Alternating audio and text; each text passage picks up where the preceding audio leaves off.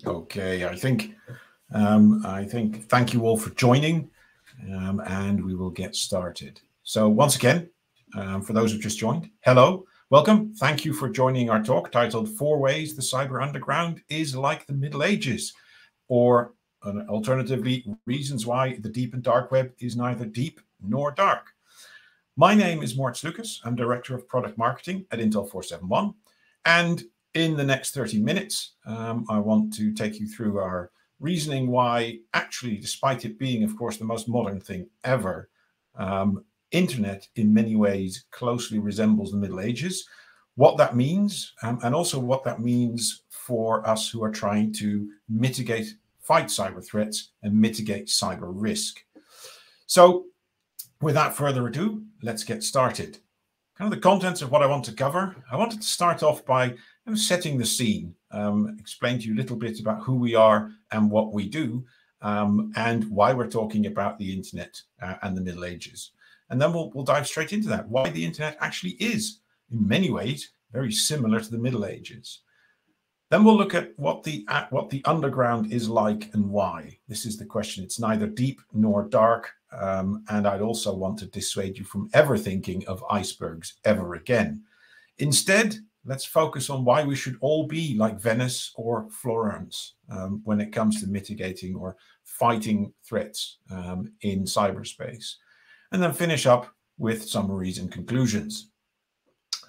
But let's start off by who we are. Who are Intel 471 anyway? And why are we talking about the Middle Ages? Well, we are a cyber threat intelligence company collecting intelligence in what we call the cyber underground, the underground ecosystem on the internet where actors buy, sell, plan, and discuss a variety of products, services, and tools which come together to create the threats that our customers are trying to mitigate.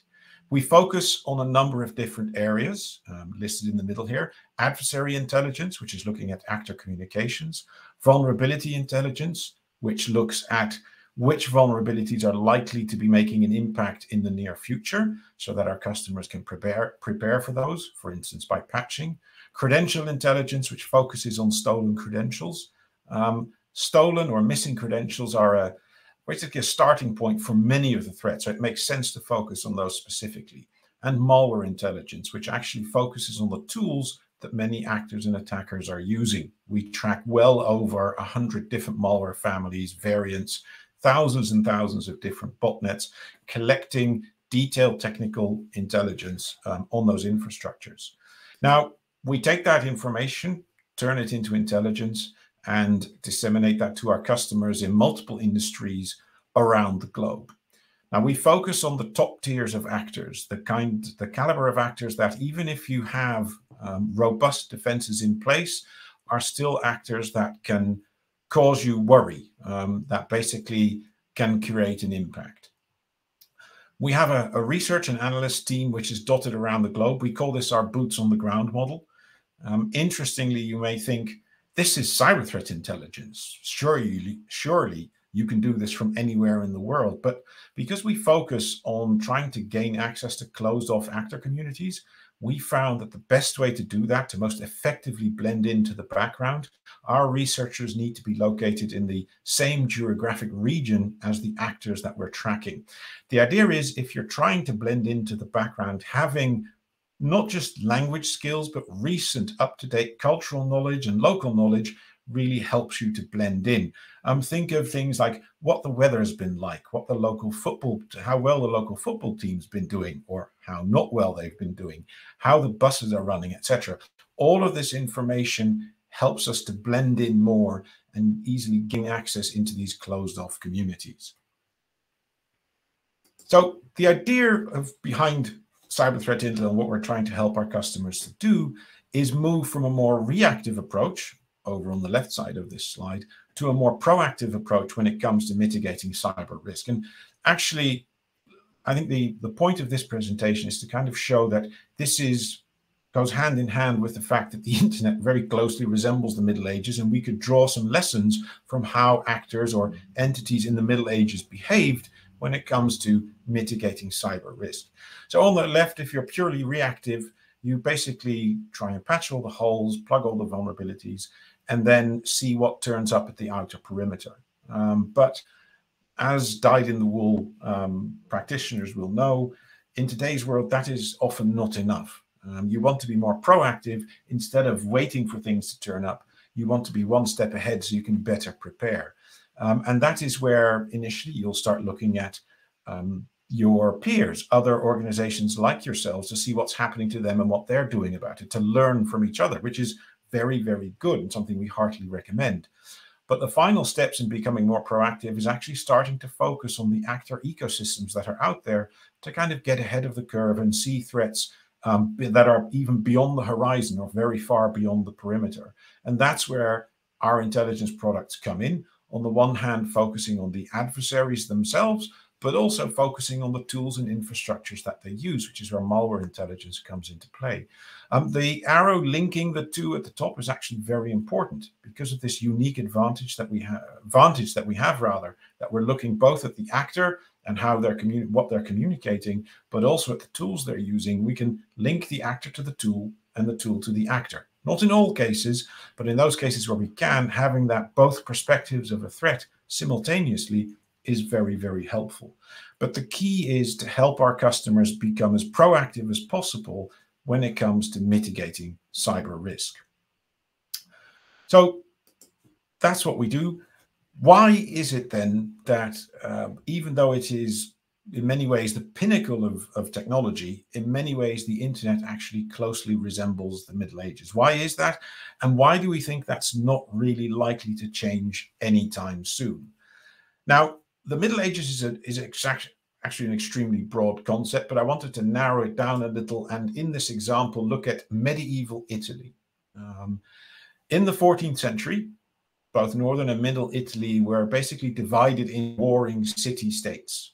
And warring they were. There were wars between those city-states. There were mercenary armies marching across the landscape, going from one city to the other or meeting in the middle.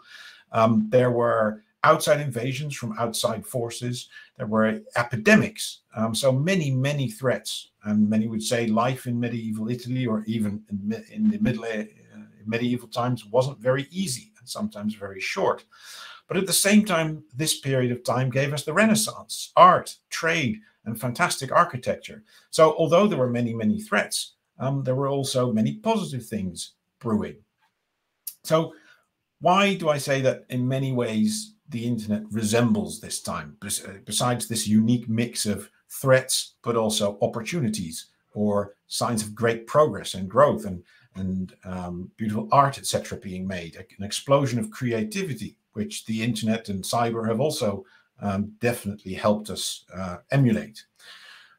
Well, let's compare the two. Medieval Italy on the left and the internet or cyber on the right. A city-state, so for instance, Venice, Florence, Genoa, was an island of order. Within it, there was basically order. There was law and order, and people led more or less orderly lives. The same can be said on the internet.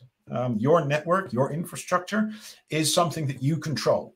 It is an ordered environment where we play by certain rules. But in medieval times, the rest of the world was a source of chaos. It was chaotic, it was dangerous, but at the same time, it's the rest of the world. You can't shut yourself out from it. You can't ignore it. It is where you trade and communicate. Same goes here. The internet, chaotic, dangerous, where you trade and communicate. And both of these environments had one thing in common. There's no real central control or order. Not in medieval times. There was no order imposed from above in what is modern day Italy. At the same time, on the internet, there is no central control or order. It's a very chaotic place. Now, the fourth and final thing they have in common, which is the positive note, is both where environments of great opportunity, of lots and lots of trade blossoming, of art, of all kinds of fantastic ideas taking fruit. So these are the ways in which the internet actually looks very much like medieval Italy. Now, since medieval Italy, we've moved on to the modern world. And I think one of the key differences there are many differences between the Middle Ages and the modern world, obviously. And one of the key differences is that today's world is very much a structured and rule-based society. we have come up with laws, with courts, with the police, with government.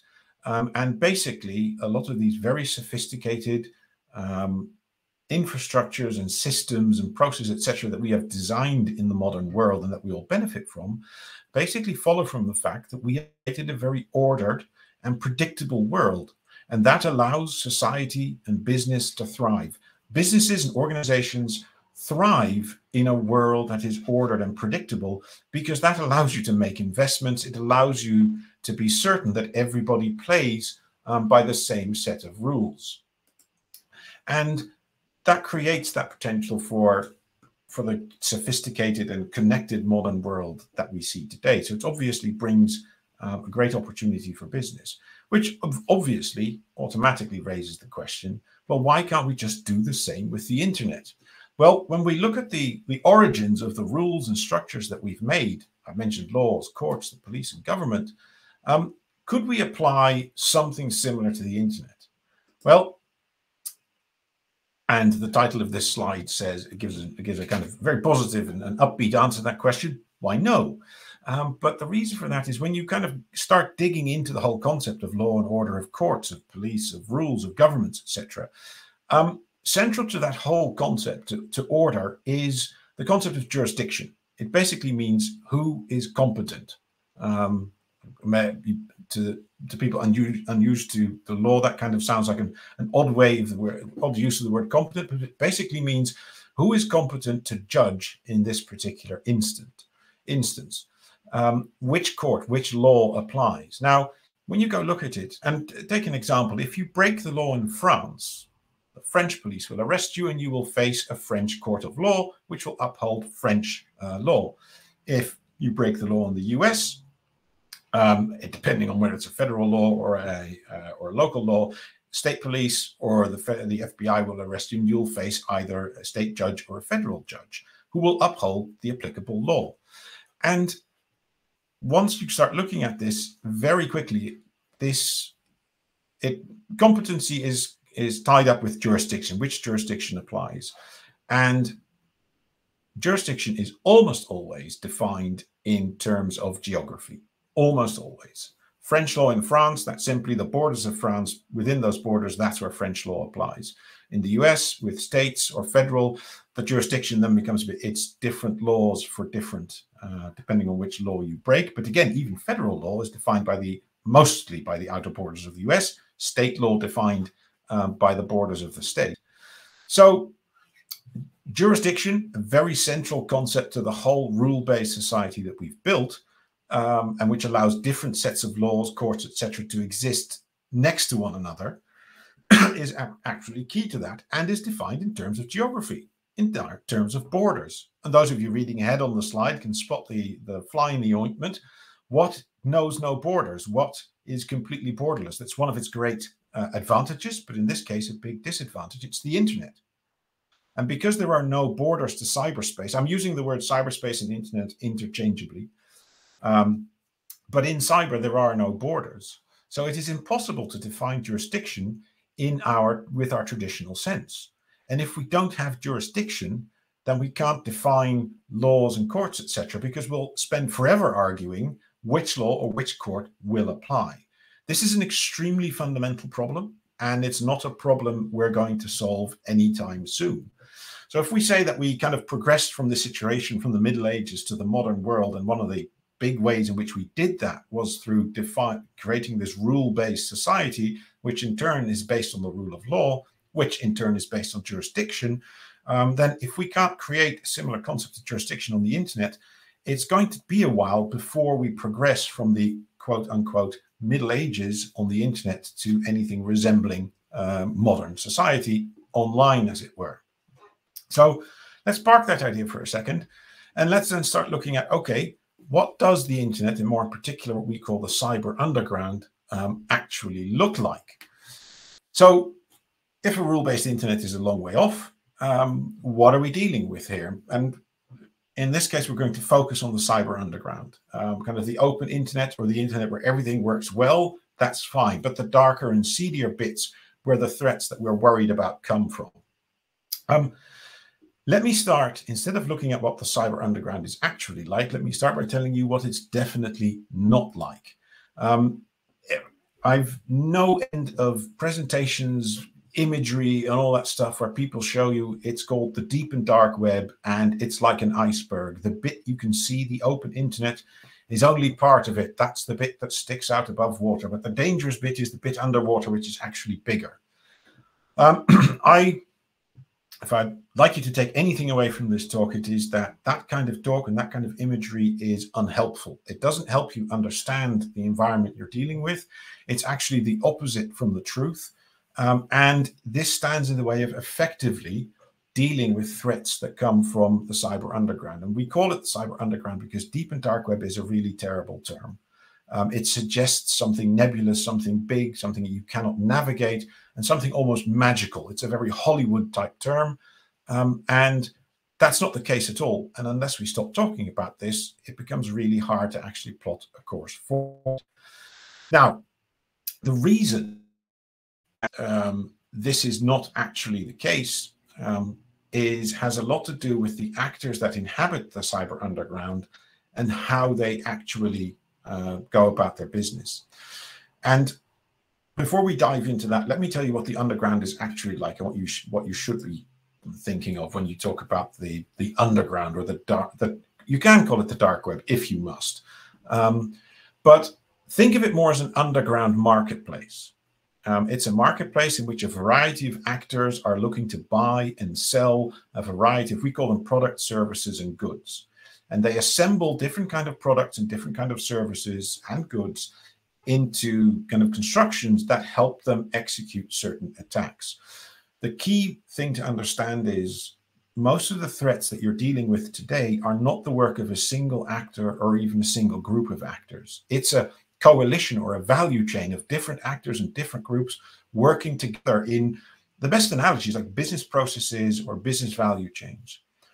Each of these actors or each of these groups is a small part of a bigger whole, and each of them benefits by playing their particular part. So if you want to launch an attack, for instance, if you want to run ransomware, if you want to send spam messages in huge amounts, you need infrastructure to do that. And actors mostly don't build their own infrastructure. Instead, they don't write the malware that they're running themselves.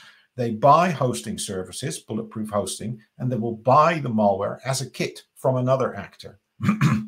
Certain actors have specialized in writing malware. Certain actors have specialized in setting up bulletproof hosting infrastructure. And they rent out or sell this product, or they rent out this service to other actors who then use it to run attacks. So when we're looking at these threats, they're not run by an actor or a group of actors that does everything themselves, top to bottom. Much like organizations don't do everything themselves. They buy in either products and services from others and use those to create other products or services. The underground is the same. And this means that the people who are offering services or buying products, etc., they need to find one another. Supply and demand want to find each other. And so a deep and dark web doesn't help them. Instead, the underground is fairly small and fairly structured so that actors can find a potential buyer or a potential seller for whatever they're looking for. And this means that we can map out that structure. We can track those actors. We can look at what they're building. We can look at what the capabilities are of the products that they're building. And those are kind of the ingredients or the puzzle pieces that go into those bigger threats. So by knowing the ingredients that go into the recipes, we can kind of figure out what the end product is going to look like, what the capabilities are. We can track who's working with whom, and all of that predicts what maybe is a good indicator of what may be happening next. So illicit activities are facilitated by the underground marketplace, which is comprised of actors that buy, sell, and talk about products, services, and goods. And because this is not a deep and dark environment, yes, it's a bit difficult to gain entry into, but once you're in, it's a fairly structured environment you can map out. There are areas dedicated to exploit kits. There are forums dedicated to web injects and all that stuff. So if you map that and track that, you can keep abreast of what's going on and you can predict what's coming next. That is actually the crux of cyber threat intelligence. So the key concept, the key takeaway is that the threats that we're faced with are not the work of a single actor or groups of actors, but it's actors and groups working together in partnerships, like a business value chain. Each group or actor is a small part of a bigger whole. Now, once we've established that, if we go back to the internet is like the Middle Ages, faced with that, what can we learn from kind of actors from back in medieval times? Or in other words, be like medieval Venice. Why we should all be more like medieval Venice or Genoa or Florence or whatever. So the idea is Venice in the medieval times did not hunker down behind its walls. It actually maintained a network of spies and informers to track what was going on so that it could predict what would be happening next, which mercenary armies were out there, what were their capabilities, who was hiring whom to fight with whom. So instead of being reactive, Venice was being proactive. It was able to predict ahead of time what was likely to happen and kind of adapt accordingly. And you need to be that in a chaotic environment full of dangers and opportunities where there's no higher authority, no higher kind of source of law and order that you can turn to. There's no one Venice could kind of create the order and structure and stability that it needed to thrive. Basically, the other side, of course, it was a bit of a law of the jungle, so Venice could actually tilt the whole playing field in favor of itself. That is what law of the jungle means. But in a chaotic environment that has both dangers and opportunities, you must be proactive. You cannot afford to be reactive. So if we say that the internet is actually much like medieval Italy, as organizations, we should be proactive as well and not just focus on our outer perimeter and think we'll deal with anything that turns up at the perimeter when it does. No, we should be tracking and identifying threats, the ingredients that go into threats, long before they ever reach that perimeter. And because of the nature of the cyber underground, this marketplace where actors are kind of coming together in these coalitions, are communicating, looking for partners, etc., that's exactly what we can do, thankfully. Because actors are all kind of building these coalitions, we can map this out. If it'd been a completely closed environment and we would never talk to anyone, we wouldn't be able to do this. But the way the cyber underground works actually allows us to do that. And so it makes a great deal of sense for us to do this. So to kind of summarize, the internet is actually very much like the Middle Ages, a chaotic environment full of danger and opportunity. We should take a leaf out of the book of medieval players like Venice and be reactive, proactive rather, and not reactive. And the nature of the cyber underground means that we can actually do this. This was what I wanted to get across to you today. If you want to start being proactive today, we've put out a cyber threat report, which actually contains some trends and predictions for 2022 and 2023 next year. So I think that's proactive. I've put the URL down at the bottom where you can go to get it. Now it's a hard URL to memorize and type in. Don't worry, if you go to our website, intel471.com, it is very, very easy to find, and you can go there from there. What I wanted to do now is kind of open it up to any questions or comments, if there are any. Let me just see if I can bring the question and comment box up.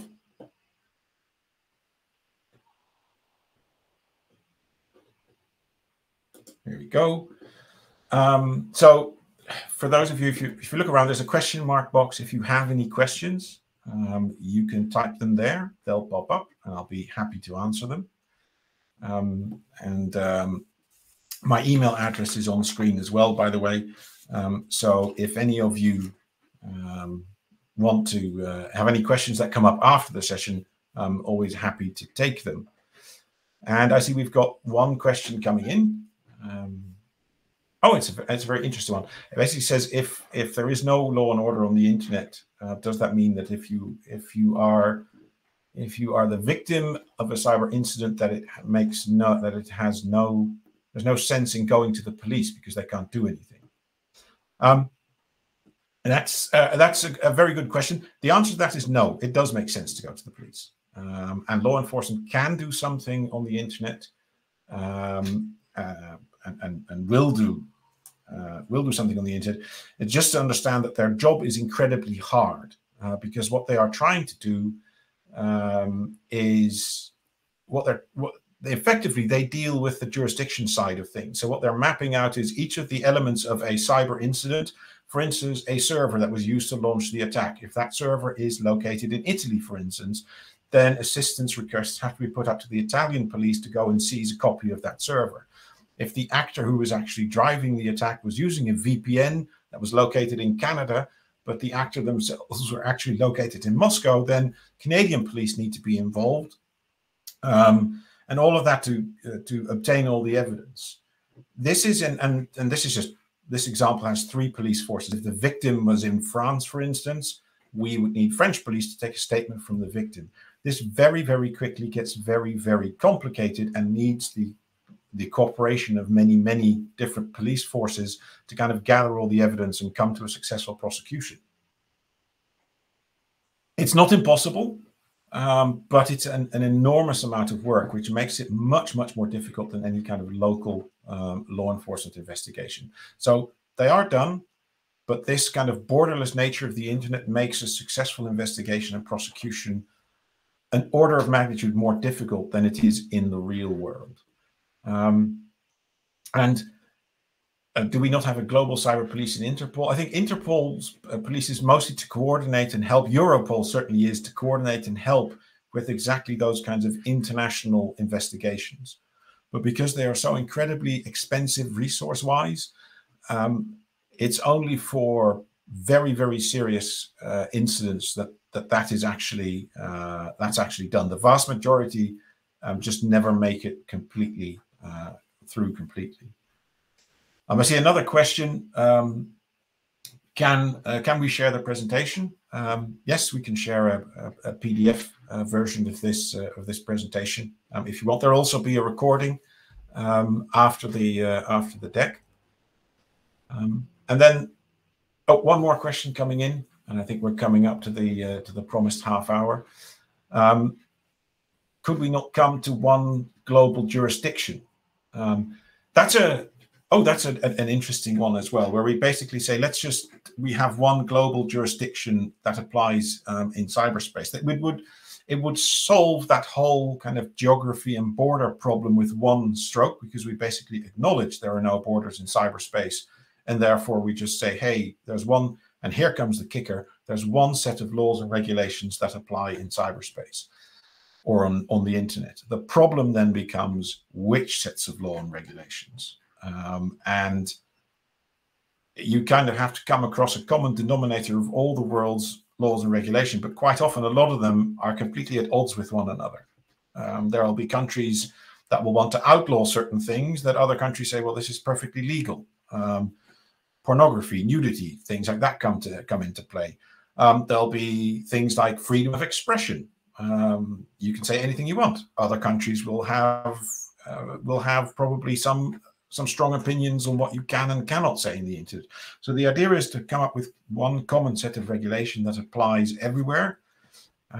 It does away with the jurisdiction and borders problem, but it creates a possibly even more difficult problem on the other side. So for that reason, I don't think we'll be coming up with a global jurisdiction anytime soon either.